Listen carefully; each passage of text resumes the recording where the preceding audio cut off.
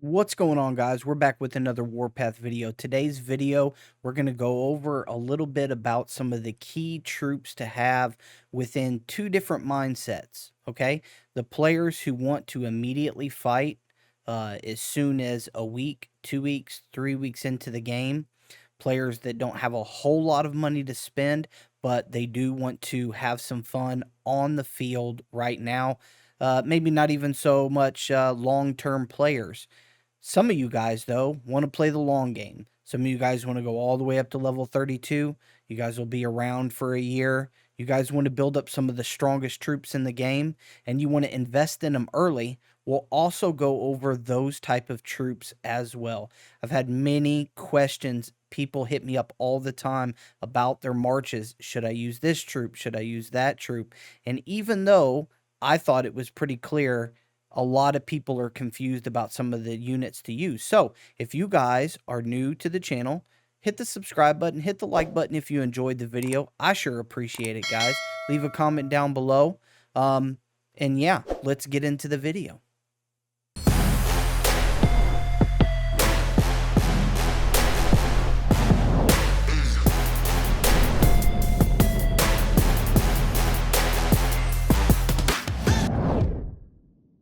All right, guys, before we go over some of the key units that I myself have found to be some of the best units, please understand that this is my opinion. I try to be as spot on as I can. However, there's a lot of different game styles. I've played this game 5 months. Some players that are beta players have played it for much longer. Also, different servers use different units. So the gameplay and style kind of changes a little bit here and there. And also how you guys want to fight in the game might change it. But I will try to give the best information possible in this video to tell you guys some of the best troops to use.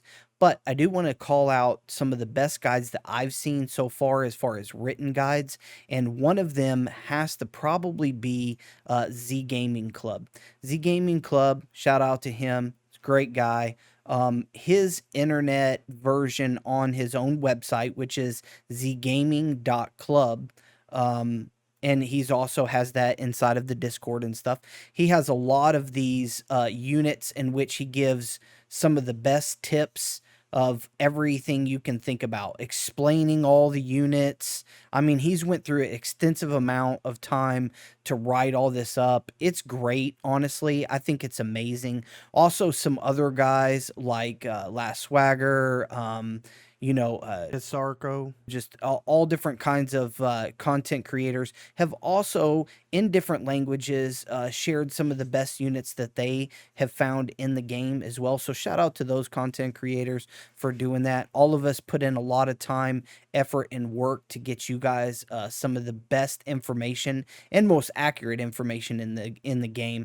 Although sometimes I do make mistakes, so you guys have to forgive me. But I do try to give you guys some of the best content that I can find, and I search long and hard for it.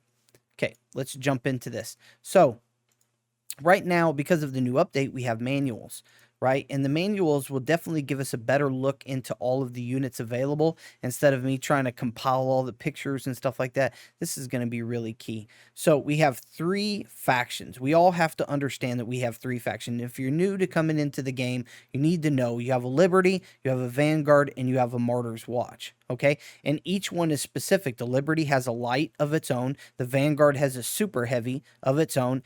The Martyr's Watch have the rockets, and that's specific to their camp. Each one have their own little things. But if you're a player brand new into the game and you've only been a week into it, 2 weeks in it, spent a little bit of money, but not that much money, and you want to be able to fight immediately, most of the time, most of your fighting is going to be in the field. You're not going to really be base to base in too much unless you've spent a whole lot of money. However, you still need to protect your base. So if I go to Martyr's Watch, one of the best ones that I have found is the Russian medium.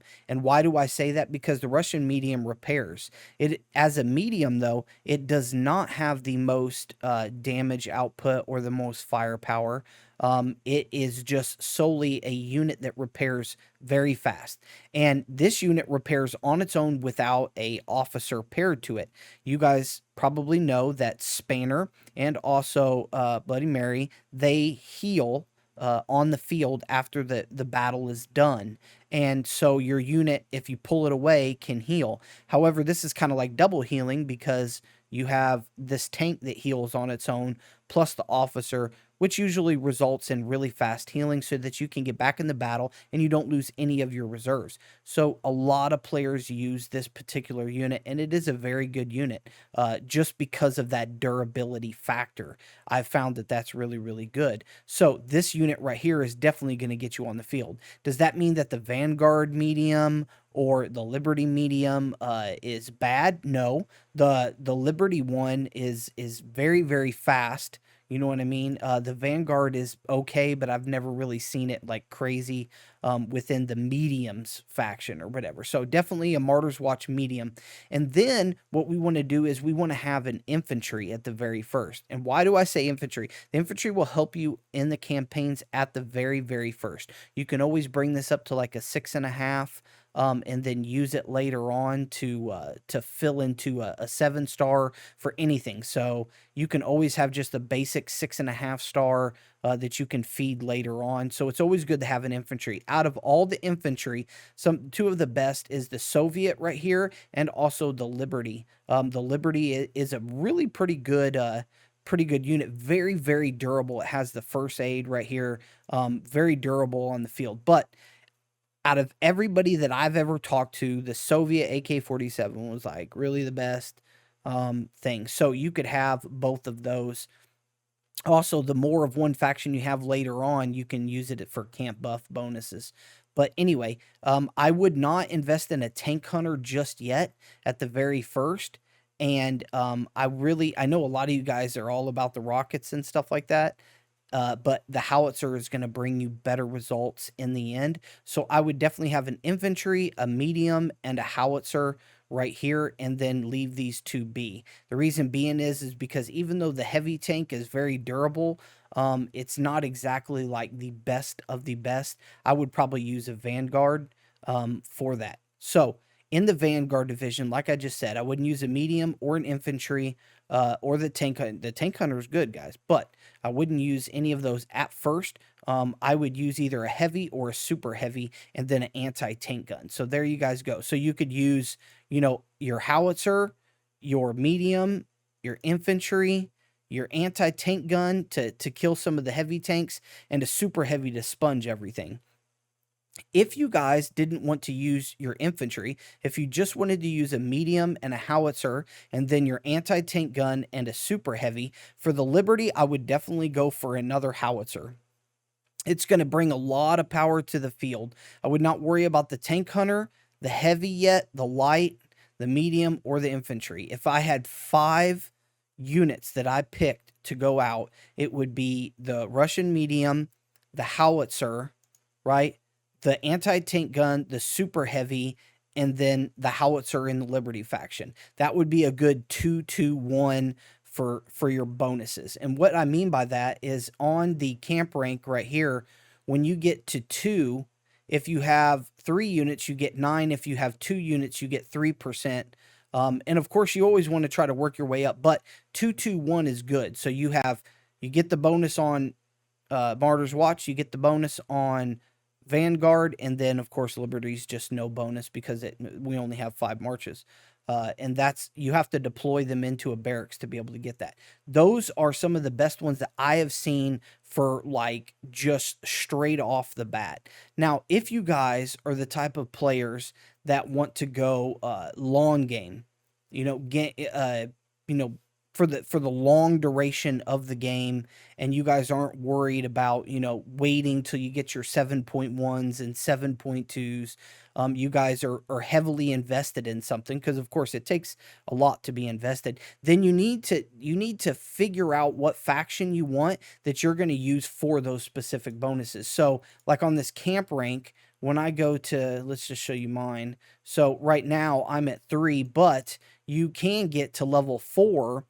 That you have 5 Martyr's Watch, which means that I would need all Martyr's Watch in my barracks to be able to get the 18%. Right now, the one that most people will play with right now, not like long game, like at the very, very end, but, longer months and months into the game, you're going to be able to get this 15%. However, you're going to need 4, guys. 4 units in your barracks. That means you get only 1 unit of another faction.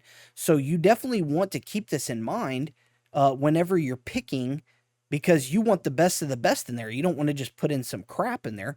So what faction is going to give you the best results with that? Like if I choose Liberty and I need 4, what are the 4 units right here that I'm going to use? Lights are not going to be long game.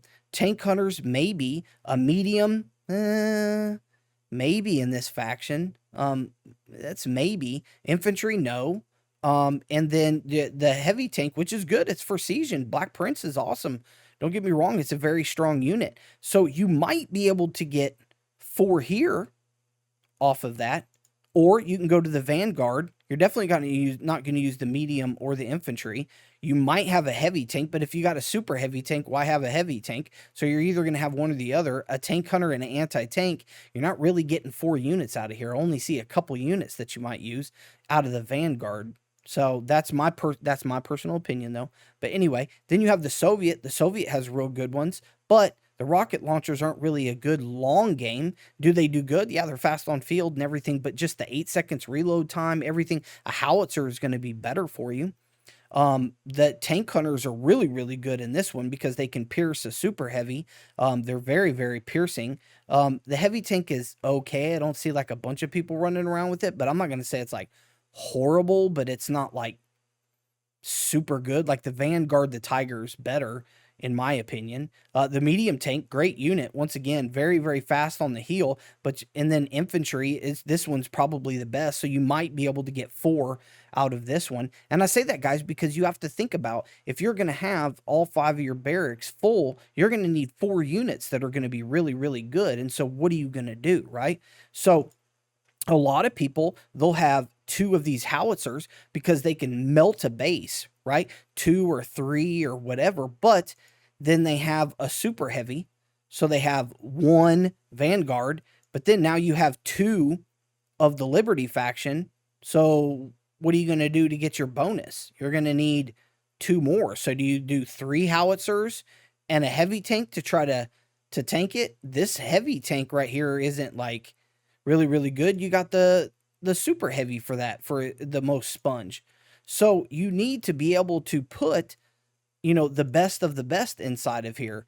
And so to me, personally, guys, I think that Martyr's Watch has the most to offer inside of this, because you can get the durability of the heavy, right? You can build this up. You can get 2 howitzers right here, even though they're good. They're a siege, but they're mainly for defense. They're not always for offense. But then you can have a medium tank to be able to go around, or a tank hunter to be able to go around. So that's your 4 units. It's a really good idea within that. If you're not worried about the camp buff or bonus, if you just want the top of the top units to invest in, you definitely want a couple of these howitzers right here. These things are monsters. They're beasts. I've seen them up to 3 million firepower, totally decked out, completely maxed out. They're insane, and they melt a base amazingly. People have a couple of these. They have a couple of, at least one of, I'm going to say one of the howitzers from the Martyr's Watch, because it's defensive. It's really, really good, but it's also a howitzer. So that makes 3 total howitzers. Then they take their anti-tank gun, you know what I mean? So that it can pierce a super heavy or anybody who's trying to get to their base. And then the last unit, they get the tankiest of the tank, which is the super heavy. And they beef that up to a 7.2 with all of its, thickness and stuff like that. And that's how they roll. 4 arty, 1 super heavy. That's a long game type item. But if you're a fielder, a guy who likes to stay in the field all the time, that might not be good for you. A super heavy tank ain't going to go across the field all the way. You're going to have 4 arty. That's going to be slow. You know what I mean? It's good for base to base, but, it might not be on the field. And so that's why I feel like Martyr's Watch has the most to offer with that respect, because you have a medium tank that's going to be super fast, very durable. You also can get a tank hunter out there so you can kill some of the super heavies or heavies that they might have on the field. At the same time, you get, your howitzer inside of that. So, I mean, to me, this one makes more sense to kind of invest in, which is Martyr's Watch. But I don't know, guys. You guys leave a comment down below as to what you guys have used specifically in your matchups that have been long-term items. I've seen a lot of the people that are from very, very old servers, what they use, what they invest in. A lot of them were tank hunters. They never dealt with mediums. A lot of them hated mediums in the old servers. They did tank hunters, they did super heavy, or they did artillery. Then none of them really invested in mediums or infantry. And yeah, if guys didn't do that, they did a heavy tank if they didn't do the super heavy, and that's kind of what they rolled around with. But the heavy tank was subjectable to the tank hunters, so they were scared, so they tried to beef up their super heavy. It was the most durable at the time. That was kind of their thought concept, okay, guys?